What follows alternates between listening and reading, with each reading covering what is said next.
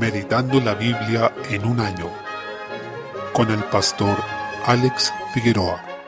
Día 12, mes 9, Isaías capítulo 10. Continúa presentando el decreto de los juicios por parte del Señor hacia su pueblo y también hacia otras naciones. Este capítulo inicia hablando de aquellos que dictan leyes injustas y prescriben tiranía, en el versículo 1. Notemos que la ley, cuando nace de la visión del hombre, que está contaminada por el pecado, por más justa que aparente ser, realmente es pura injusticia y tiranía. El único parámetro de justicia verdadera es la ley del Señor, que nos dice qué es lo bueno y lo malo, y una ley será justa o injusta según si se adecúa a la ley del Señor o no. Vemos así que para Él no son indiferentes las leyes que se prescriban o que se dicten en un país, sino que el Señor está directamente interesado e involucrado en si ese país está haciendo justicia o no. En este caso, ciertamente se trata del pueblo del pacto, ese que fue llamado por el Señor en el monte Sinaí en Éxodo 19, por tanto, con mayor razón ellos debían ser aquellos que tuvieran las leyes justas.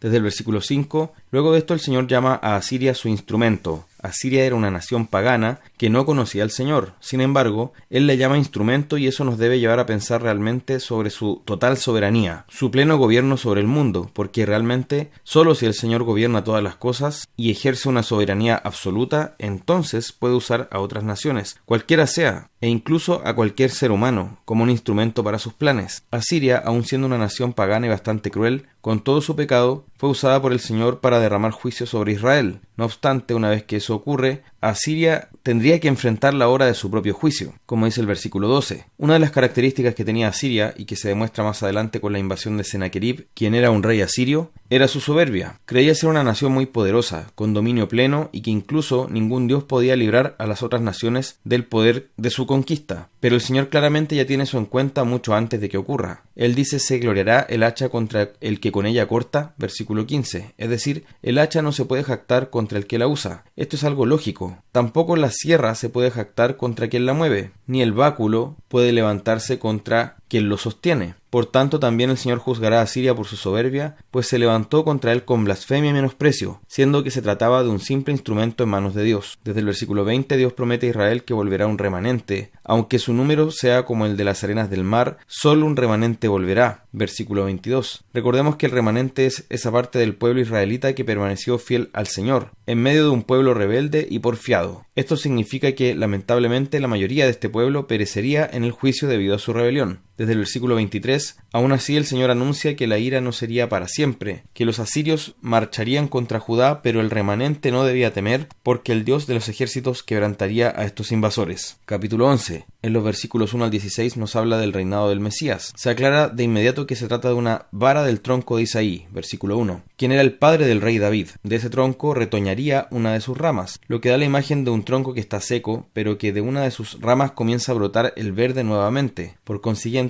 esa es la manera en que se cumple el pacto davídico. Recordemos que en este pacto se le prometió a David que un hijo suyo sería rey y recibiría un reino eterno que el Señor mismo afirmaría, y que levantaría casa al Señor, en 2 Samuel capítulo 7, y aquí al hablar de casa significa templo. En el versículo 2 vemos que sobre este Mesías reposaría el Espíritu de Jehová, algo que se dice también de Jesús en su ministerio. De hecho, él leyó una profecía de Isaías que también habla de esto, lo que encontramos en Lucas 4:18, cuando el Señor afirma leyendo el profeta: el Espíritu del Señor está sobre mí. El Mesías entonces juzgará con justicia, versículo 4, y será rey justo, el único que va a cumplir con una justicia perfecta y va a traer una creación nueva, donde morará el lobo con el cordero y el leopardo con el cabrito se acostará, versículo 6, es decir, una donde existe armonía y ya no hay muerte. Toda la descripción que se hace en este pasaje pertenece a la nueva creación, una restaurada por Dios, porque dice en el versículo 9, la tierra será llena del conocimiento de Jehová como las aguas cubren el mar. Imaginemos la profundidad con que las aguas cubren el mar. Así dice que será llena la tierra del conocimiento del Señor, y por eso ya no habrá más mal, ni podrán dañar a los que pertenecen al reino de Dios. El versículo 10, por otro lado, nos dice que las gentes buscarán a este rey, es decir, las naciones no judías, los gentiles, reconocerían al rey Mesías y a su reino. Se anunciaba así que la llegada de este rey abría la puerta para que ellos entraran masivamente. Por otra parte, de Israel se hablaba de un remanente, el cual, resaltamos, son aquellos que se mantienen fieles al Señor y a su pacto. Entonces el Señor juzgará a las naciones, reunirá a los del remanente y atraerá a los gentiles a la salvación. Eso es lo que hace el Señor Jesús con su venida. Inaugura su reino, lo que quiere decir que comienza a manifestarse en una creación bajo el pecado y luego va avanzando progresivamente hasta que ya en su segunda venida se consuma de manera definitiva. Por tanto, podemos dar gracias porque presenciamos esto. Por una parte, hacia el pasado, con la primera venida del Señor, cumpliéndose esta promesa a lo largo de la historia, y por último, viendo su consumación en la segunda venida. Salmo 56. Encontramos aquí una oración de confianza. El contexto en que David escribió este salmo está dado por los acontecimientos relatados en 1 Samuel 21, en circunstancias en que huía de Saúl y fue apresado por los filisteos en Gat. Para salvar su vida, incluso debió hacerse pasar por loco, ya que algunos filisteos recordaron que fue él quien había derrotado a Goliat. Por tanto, era un contexto en que David temía por su vida, ya que estaba por completo rodeado de sus enemigos, y su propio rey, que era Saúl, además de muchos de su pueblo Israel, querían darle muerte. Donde hay temor, hay persecución. Hay gente que asedia y acosa. Debemos poner nuestra confianza en el Señor. Como dicen los versículos 3 y 4, en el día que temo, yo en ti confío. En Dios alabaré su palabra, en Dios he confiado, no temeré. ¿Qué puede hacerme el hombre? Por más que arrecien las difamaciones y la persecución, es el Señor quien nos sostiene, quien nos protege, nos guarda y nos llevará hasta el fin. El versículo 8 nos muestra que Dios conoce nuestra aflicción, y acá debemos entender que se trata de cuando sufrimos por hacer el bien, en obediencia a su palabra. Como explica el apóstol Pedro, pues qué gloria es si pecando sois abofeteados y lo soportáis, mas si haciendo lo bueno sufrís y lo soportáis, esto ciertamente es aprobado delante de Dios. 1 Pedro 2:20. Cuando nos encontramos en este supuesto, podemos confiar en que el Señor está con nosotros. Él conoce los momentos en que debemos huir, en que somos maltratados, difamados, agredidos, o en que peligra nuestra vida por causa de Él. Él reúne nuestras lágrimas en su redoma, es decir, recibe nuestro llanto y consuela nuestra alma. Dice acá en el versículo 13, ¿por qué has librado mi alma de la muerte? Esa es la mayor salvación. Si hemos sido librados de la muerte, entonces podemos estar confiados en Él. Y dice, y has librado mis pies de caída, para que ande delante de Dios en la luz de los que viven. Hemos sido salvados de la condenación para andar en una vida nueva, pero en esto recordemos que somos discípulos de aquel que es llamado despreciado y desechado entre los hombres, varón de dolores, experimentado en quebranto, Isaías 53:3. Por tanto, si nuestro Señor enfrentó esta animadversión, como sus discípulos también sufriremos la oposición y persecución de quienes son enemigos de Dios. Dice la Escritura, pues para esto fuisteis llamados, porque también Cristo padeció por nosotros, dejándonos ejemplo para que sigáis sus pisadas, el cual no hizo pecado ni se halló engaño en su boca, quien cuando le maldecían no respondía con maldición, cuando padecía no amenazaba, sino encomendaba la causa al que juzga justamente. 1 Pedro 2, 21 al 23. Sigamos así a nuestro Salvador, sabiendo que aunque nos acosen y persigan hasta matarnos, no podrán quitarnos la vida eterna que tenemos en Cristo, quien habiendo sufrido la oposición y la vergüenza, entró delante de nosotros en la gloria eterna, para que podamos estar donde Él está. Proverbios capítulo 23, versículos 6 al 8, nos dice que no solo respecto del avaro, sino respecto de todo ser humano, lo que somos en nuestro pensamiento es lo que somos realmente. Allí donde nadie puede escuchar ni ver, sino solo Dios y nosotros. Allí es donde podemos apreciar lo que somos de verdad, porque ese es nuestro corazón hablando en todo momento, elaborando pensamientos y razonamientos. Hablando del avaro, él no es sincero cuando ofrece cosas que son suyas. Recordemos que la hospitalidad es una virtud muy marcada en la Escritura, y acá está hablando de alguien que ofrece cosas pero su corazón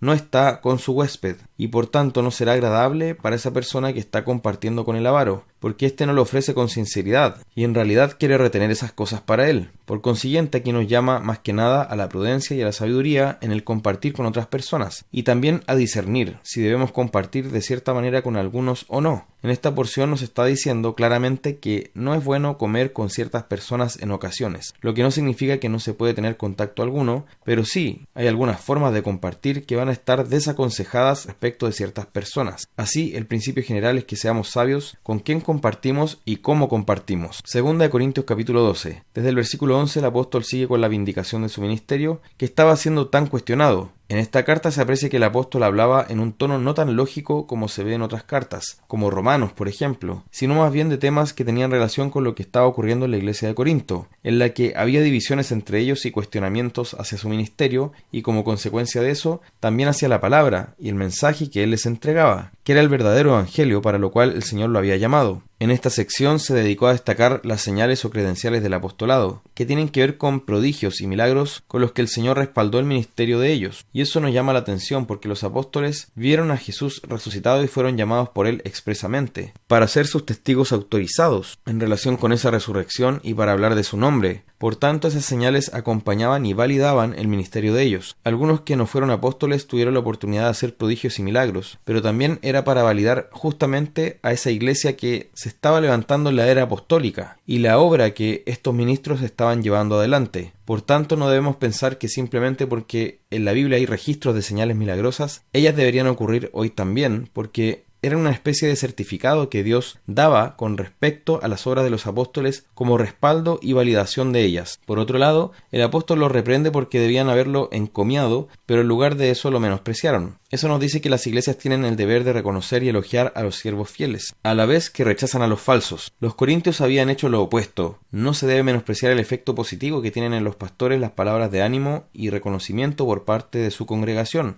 Esto no es para adularlos ni para exaltarlos personalmente, cuestión que es un vicio en ningún caso digno de promover, sino porque es justo delante de Dios, como inferimos a partir de las palabras del apóstol, que esos elogios y palabras de ánimo les sean entregadas como respuesta agradecida al ministerio que llevan adelante con abnegación. Desde el versículo 14 afirma algo fundamental sobre la actitud de un siervo de Dios, y al decir siervo de Dios se incluye a todo cristiano. Todos servimos al Señor y a nuestros hermanos. Dice en el versículo 14, no busco lo vuestro sino a vosotros. Ciertamente eso debe observarse más patentemente en quienes están liderando, pero en todos los hermanos se debe ver esta actitud. No buscar lo que pertenece a los otros, en otras palabras, no buscar enriquecerse a costa de los hermanos, sino buscar a los hermanos, es decir, tener como fin de nuestro servicio el bien de ellos. Por eso dice en el versículo 15, y yo con el mayor placer gastaré lo mío, y aun yo mismo me gastaré del todo por amor de vuestras almas, aunque amándoos más sea amado menos. Y esto es maravilloso porque nos da un ejemplo práctico del amor de Cristo. No es un amor que depende de lo que el otro hace. No se basa en la reciprocidad de decir, si tú me das tanto, yo te doy tanto. Es decir, buscando siempre que exista algo así como un empate en cantidad de lo que se entrega. Eso no tiene nada que ver con este amor, que es el verdadero. Y es el ejemplo que tenemos en Cristo, porque Él nos amó hasta el fin, dice Juan 13:1, cuando no teníamos nada que entregarle a cambio. El apóstol Pablo tenía también la misma actitud, pues amaba intensamente y se gastaría por completo a sí mismo y también gastaría de lo suyo por amor de sus hermanos, aunque amando más fuera amado menos, porque él amaba para la gloria de Dios, no amaba dependiendo de si los hermanos lo amaban en respuesta. Otro principio es que el apóstol sabía que en todo momento estaba hablando y sirviendo delante de Cristo, y en segundo lugar para edificación de sus hermanos. Por consiguiente, él sabía que Cristo estaba observando todo lo que él hacía y entonces obraba en todo para la gloria de Cristo y para agradarle, sabiendo que siempre estaba delante de su presencia. Eso es lo que los reformadores llamaban coram Deo, es decir, la conciencia de que siempre están ante la presencia de Dios y por tanto en todo momento deben ser íntegros y buscar honrarle. Por otra parte, ellos hacían todo para la edificación de sus hermanos, lo que también significaba renunciar muchas veces a intereses personales o a su reputación o quizás a buscar metas o objetivos individuales con el fin de que sus hermanos fueran edificados. Por tanto, aprendamos de todas estas cosas, porque son una manifestación práctica del amor con que Cristo nos ha amado.